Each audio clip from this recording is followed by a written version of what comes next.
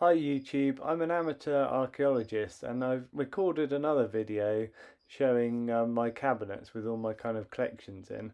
I've got a metal detector, so it's mainly things that I've collected with a metal detector. In this video it's just going to be stills, close-ups of individual items, and I'll tell you the ones that I know what they are. Some of them I don't know what they are, but we'll start with this one anyway. This I think is a sword hanger, so it would hang from a belt and then you would hang your sword on it.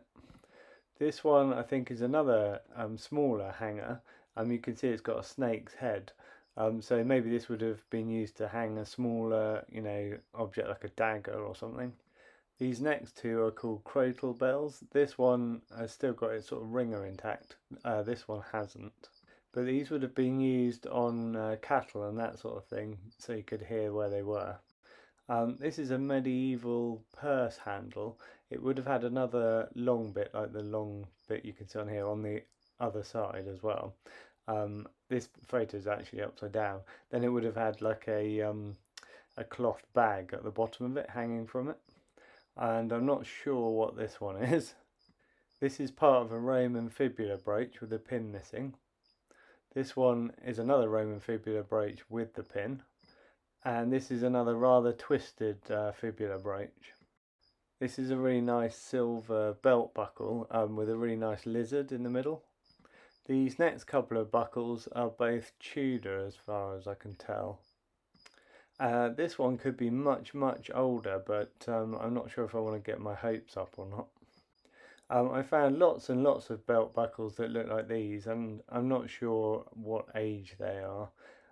They could be even quite modern. I find quite a few small things that are kind of embellishment type things, like these two that you can see. Quite often I'm not sure what they are, so what I do is I just keep them all, and then one day, if I come across them in a book, I'll know what they are, and then I can put a name to them. In the meantime, they just kind of hang around in my drawer. I think this is either like a small kind of medicine spoon or measuring spoon, something like that, or it could be like a sort of a hanger thing that goes on like a sort of drawer handle. And this looks to be like the lip of a metal pot, sort of like small cauldron type thing. Here's another embellishment with either a sort of flower design or star design in the middle. I find a lot of these little lead musket balls, a lot of them are only like a centimetre or so, and I also find quite a few things that are lead but they're kind of like bullet shaped, and I've seen some of them in books and they are lead bullets. This is another lead object. I'm not sure exactly what it is. It might just be a weight of some kind. Another bronze embellishment, square with a nice little sort of flower design in the middle. Right, although this one looks quite old, potentially it might not be. It might be quite modern. Just because it's been in the ground for a while and has gone brown doesn't necessarily mean that it is old. You can see where all the sort of holes were that maybe stones went into. But again, I couldn't say for sure if it's old or modern. This could be a medieval loom weight. I found lots of actual proper medieval loom weights, and you'll see those in my other video if you watch that. I thought this was a coin when I first dug it up, but if you look at the back it shows signs that it was once a button, but it's got a really nice kind of elaborate flower on it. I think this is an old farming token. This is just a small weight, and I was told this one is like a wax seal stamp. This one is lead, and the closest thing I could find in books was like a sort of a palm guard for medieval people that used to use like sewing needles and things so that they didn't stab the palms of their hands while they were working. I'm not sure what this is, but it's bronze and it's heavy and it looks nice, so hopefully it is something. One day I might find something similar in a book. These are Roman tweezers, and these are Roman needles. I'm not sure what this is, but the next two images you're seeing are both clothes fasteners, just used to attach material together. This could be the top of another Roman fibula brooch potentially. This has got a cut stone in it, but it looks to be just smoky quartz or amethyst. This is part of another brooch. This is the end of a hairpin. It's a shame the long pin is missing, but this end bit is nice and elaborate. Here's another embellishment. This is just a fragment, but it's got some intricate kind of woven type pattern in it. And this is a very large button, perhaps 4 centimeters across, something like that. And you can see it's got a really nice pattern on it. The next two images are Roman arrowheads. This one is really tiny. This one's a bit bigger. I find loads of kind of hoops like this. They could be, parts of chains or... I always hope, though, that one day I might find what's called ring money, which are really sort of old and quite rare, but I don't think this one probably is. This may be the end of a stamp.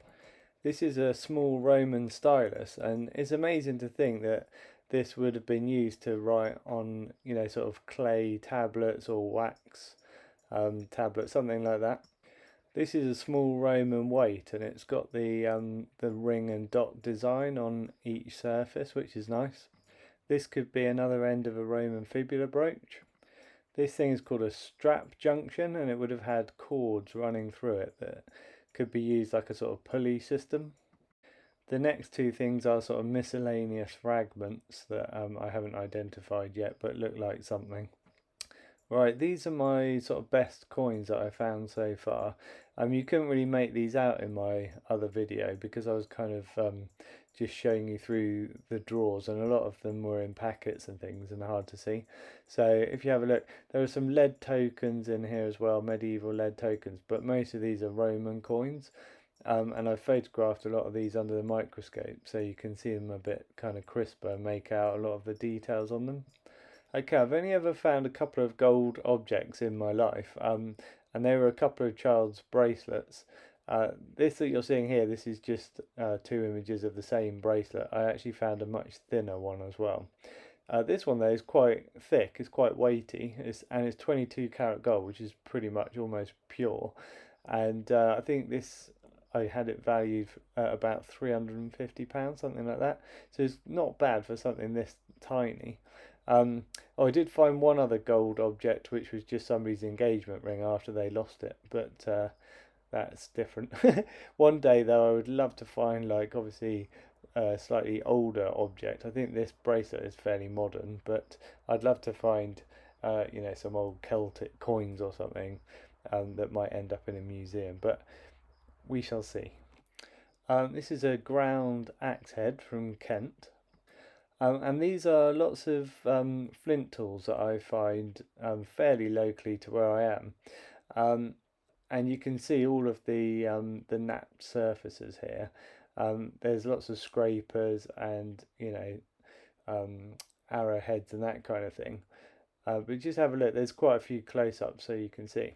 This round metal object, I photographed quite a few times with it because it's just because I found it in the same location with all of the flint tools. So I don't actually know if it is anything or not, but just the fact that I found it with all the other things just makes me think potentially it could be as old as they are, fingers crossed. Okay, and the location where I actually collect these from, there have been other flint tools found there that have ended up in museums and things that are Mesolithic and Neolithic, so maybe there's a mix of both in this lot, I don't know, but I'm collecting them for now, and then maybe one day they'll all end up in the museum as well, but we shall see. I quite like, looking them all up in books and cataloguing them and things, and then just seeing what I can find, and I'm hoping to find, as many different types as possible. But it seems like a good location. I find them fairly regularly. It just gives me something to look out for when I'm on walks. Some of them are really good as well, where they have got, really obvious kind of facets and things in them where they've been napped. Some of them are not quite so obvious, but I keep everything that is flint because the location where I collect them from, there's not supposed to be any flint there at all. So basically, any flint that you find has been brought to the area. So I keep anything I find that is flint, and then quite often I'll see something new in a book, or I'll see something online, and I'll just recognize it as one of the things that I've found. So something that I discovered like this was that a lot of my tools have got tiny notches in the sides of them. And it would have just been that they would have been used to tie them to bits of stick and that kind of thing, so the tool could be used more easily for different purposes. Anyway, I just love looking for things, either using my metal detector or just by eye, just scanning the ground. And I'll always collect things, I think, wherever I go. It just makes my walks more interesting, just being able to look for things. So if you like these kinds of videos, please check out all my other ones on YouTube. And also hit subscribe, and then anything new that I post up in the future, you'll be able to see basically as soon as I post it. Thanks for watching, and I'll catch you in the next video.